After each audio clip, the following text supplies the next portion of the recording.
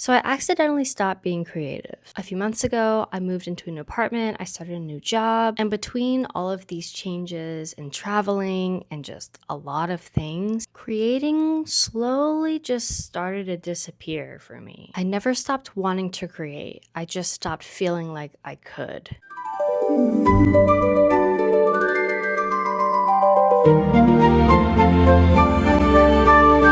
Honestly, it took me about 3 months to realize what had happened. I wasn't learning new skills, I wasn't exploring things, I wasn't going outside, I just wasn't being myself. A few months ago, I started a small business where I went to art markets and things like that, and I made art and I sold it, and I loved it. What I didn't realize is that my mindset had changed while I was selling my art. I felt like I had to make something that other people wanted, not just what I wanted to create.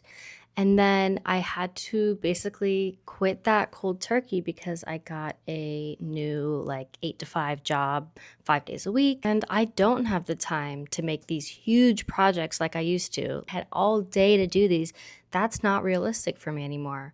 So that's why I'm here to share a little bit about how to get back into that groove and know that you haven't lost your creativity.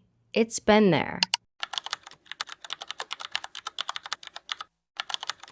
I grabbed a travel watercolor paint set, a paintbrush, and a little piece of paper, and I said, for 5 minutes, I'm just going to do something really ugly, really bad, really fast, and I'm just gonna do it and I'm gonna be done with it for 5 minutes. After I did that first 5 minute one, I did a second, I did a third, I did a fourth, I did a fifth. It was so fun because I had no pressure on myself. I said, I'm doing 5 minutes of ugly art.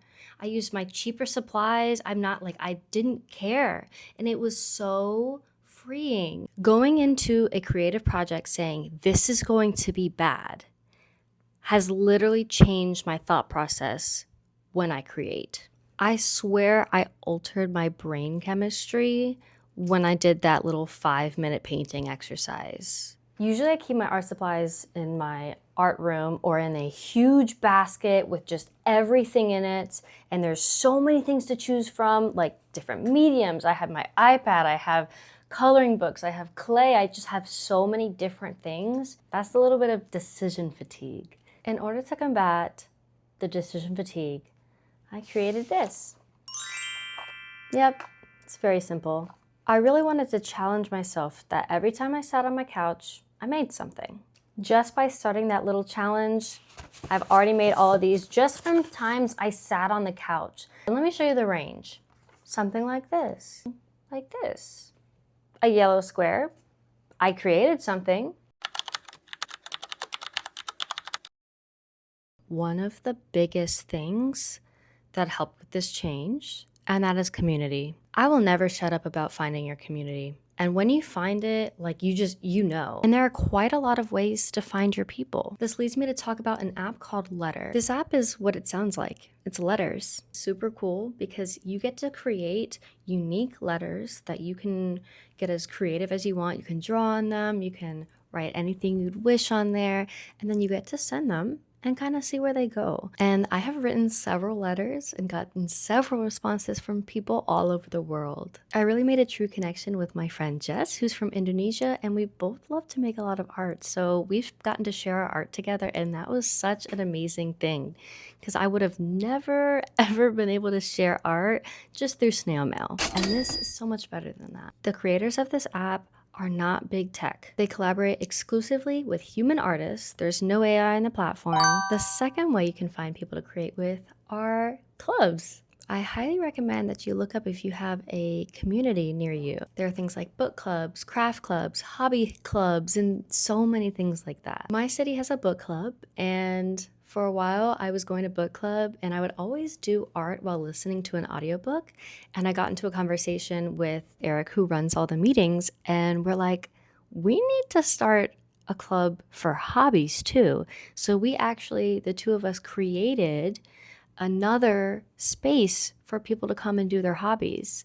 And so we have book club and hobby club, and that was a big leap for me because I had just moved to a new city and wasn't sure how I was going to make friends. And this was such a fun way to do it. And communities want spaces like this. They want community. So really go out, and if you don't have it, you can make it. You can create it. I also like to find my communities in things like YouTube. I find a creator that's got their own community, and you kind of add a few little comments, you follow their Instagram, and a lot of times they'll have a little community tab, and you can engage with people. You guys can do some virtual craft sessions and things like that. Now that you've found your community, you might need a little bit of a spark to get you going. And sometimes that means getting out of your home. I know, it's scary out there. But I really do find that getting out of my place of rest helps me get more creative. We all know a good old coffee shop. Don't just read at the coffee shop. Bring your whole art supplies. I swear to you, the community will flock to you. And once it gets cooler, you will always see me at the park. I love getting a picnic blanket and bringing my art supplies and just feeling the breeze. It's so amazing, and it's really awesome for getting some creative ideas. You could literally use leaves in your painting. There's just so many more mediums that open up and so many opportunities that come with getting out of where you stay. Go to your local library. I promise you it'll be worth it, because a lot of times they have things that you can do. You can rent sewing machines. Often they have classes. You could start your own little community at your little library. You can read books. There's just so many things, and that is a really good space to work. Would love to hear from you guys if you have any way that you bring back your spark. There's so much more I could talk about this topic, so please let me know if this is interesting, if you want me to do a deeper dive into all of this. I hope that I reminded you that art is supposed to be fun and creating is supposed to be freeing. Thanks so much for joining me today. Don't forget to keep dreaming. I'll see you in the next one. Bye.